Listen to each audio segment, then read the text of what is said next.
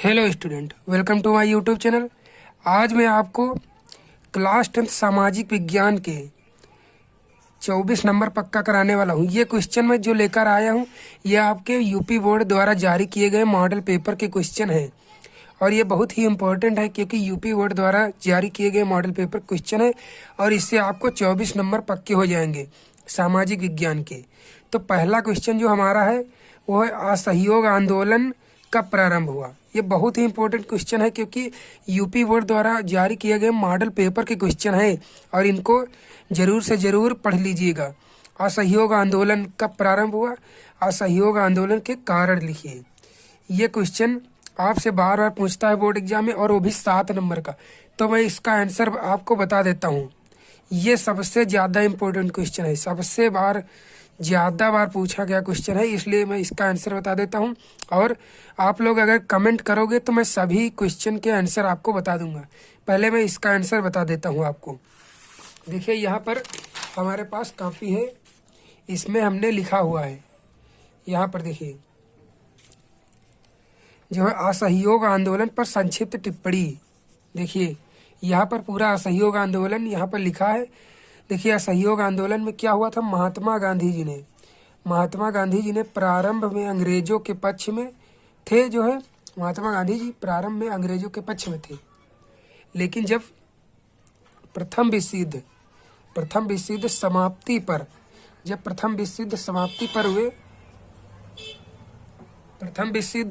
पर वे अंग्रेजों के कार्यों से असंतुष्ट हो गए थे।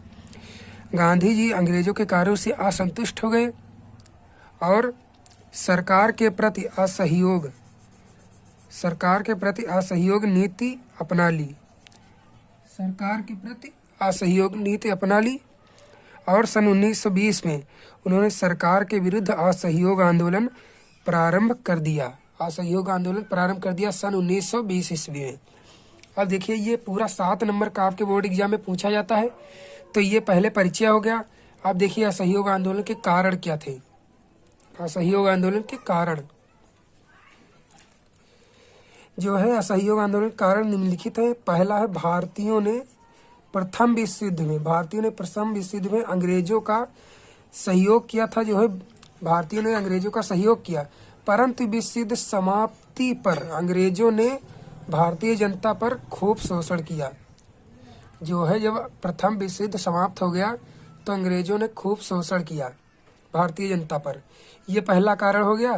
दूसरा कारण है प्रथम विश्व युद्ध के दौरान भारत में प्लेग बीमारी है एक, ये जो है महामारी अधिक चल रही थी, परंतु अंग्रेजी सरकार ने इसकी ओर कोई ध्यान ही नहीं दिया। बीमारियां चल रही थी तरह तरह की, लेकिन अंग्रेजी सरकार ने इसकी तरफ कोई ध्यान नहीं दिया। तो ये दूसरा कारण हो गया।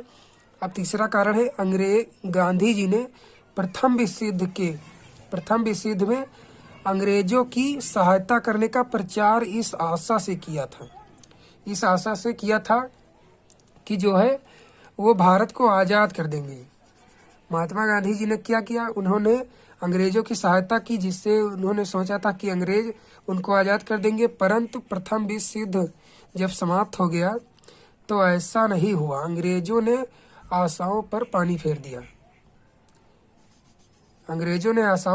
फेर दिया और वो और अधिक अत्याचार करने लगे भारतीयों पर, जिससे असहयोग आंदोलन करना पड़ा महात्मा गांधी जी को। और ये कारण हो गया है आपका एक।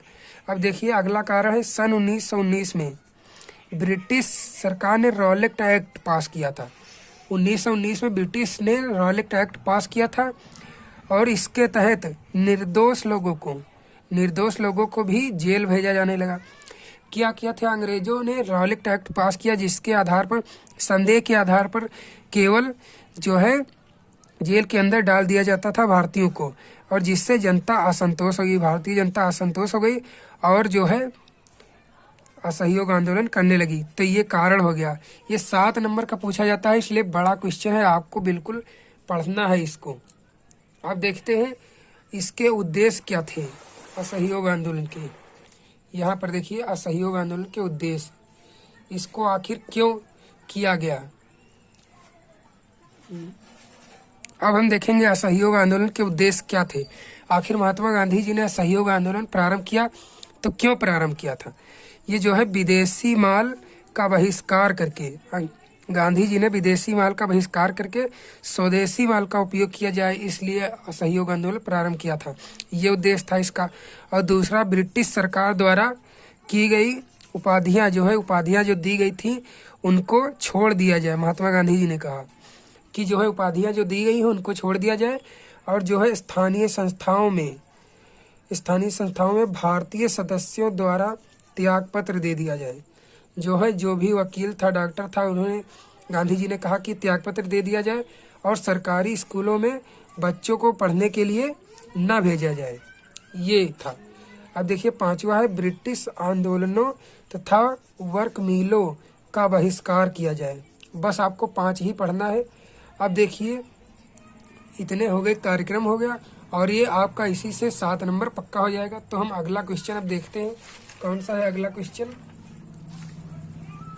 अगला क्वेश्चन हमारा है कि जर्मनी के एकीकरण, यहाँ पर देखिए, जर्मनी के एकीकरण की प्रक्रिया का वर्णन कीजिए।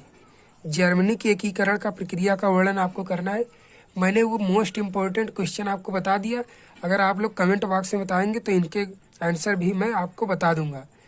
तो देखिए ये इंपॉर्टेंट क्वेश्चन हो गया, और ये सभी मॉडल पेपर के क्वेश्चन हैं, इसलिए इनको ध्यान से पढ़ लीजिएगा। अगला क्वेश्चन है हमारा सविनय अवज्ञा आंदोलन। ये भी महात्मा गांधी जी ने प्रारंभ किया था। सविनय अवज्ञा आंदोलन पर आपको संक्षिप्त टिप्पणी लिखना है, तथा कारण भी देना है। ये भी आपका 7 नंबर पे पूछा जाएगा, तो इसको जरूर पढ़ लीजिए। अगला क्वेश्चन है कि संघीय शासन व्यवस्था की विशेषताएं आपको बताना है। जो संघीय शासन व्यवस्था हमारे देश में लागू है, इसकी क्या विशेषताएं हैं आपको डिटेल से बताना है। बिल्कुल 7 नंबर में पूछा जाएगा आपके बोर्ड एग्जाम में। अगला क्वेश्चन जो हमारा है वो है नेपाल में लोकतांत्रिक शासन कैसे प्रारंभ हुआ, संक्षिप्त में आपको उल्लेख करना है। इसका उल्लेख आपको करना है, और कैसे प्रारंभ हुआ ये सब आपको डिटेल से बताना है। 7 नंबर में पूछा जाएगा ये क्वेश्चन। अगला क्वेश्चन जो हमारा है वो लोकतंत्र किस प्रकार एक उत्तरदायी सरकार बनाता है। लोकतंत्र जो है किस प्रकार एक उत्तरदायी सरकार बनाता है और जिम्मेदार सरकार बनाता है, तथा वैध। ये तीनों आपको बताना है, किस प्रकार लोकतंत्र एक उत्तरदायी सरकार और जो है जिम्मेदार तथा वैध सरकार बनाता है। इतने क्वेश्चन आपको हल करना है, और भी 2-3 क्वेश्चन बचे हुए हैं। अब देखिए हमारा अगला क्वेश्चन है भारतीय लोकतंत्र की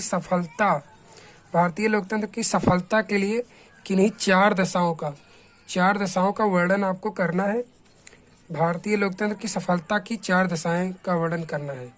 ये क्वेश्चन भी आपसे 7 नंबर में ही पूछा जाएगा, क्योंकि भारतीय लोकतंत्र की सफलता की 4 दशाएं आपको लिखनी है, और फुल डिटेल से।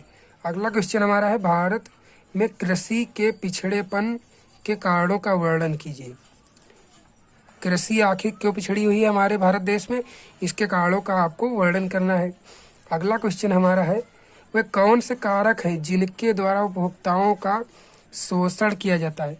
ये सबसे दूसरा मोस्ट इम्पोर्टेंट क्वेश्चन आपको मिल गया, सबसे मोस्ट इम्पोर्टेंट।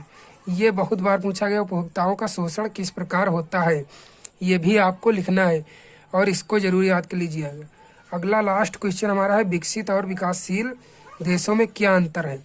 जो विकसित देश है उनमें और विकासशील देशों में क्या अंतर है, और आपको कमेंट बॉक्स में ये भी बताना है कि भारत कौन सा देश है, विकसित है या फिर विकासशील है। ये आपको कमेंट बॉक्स में जरूर बताना है कि भारत विकसित देश है या विकासशील है। अगर विकासशील है तो क्यों अभी विकासशील है, पीछे क्यों है भारत देश, और उसको हम विकसित कैसे बना सकते हैं, ये सब आपको कमेंट बॉक्स में बताना है। इतने क्वेश्चन इंपॉर्टेंट हो गए। अगर वीडियो पसंद आए तो लाइक शेयर सब्सक्राइब जरूर कर दे। Thank you.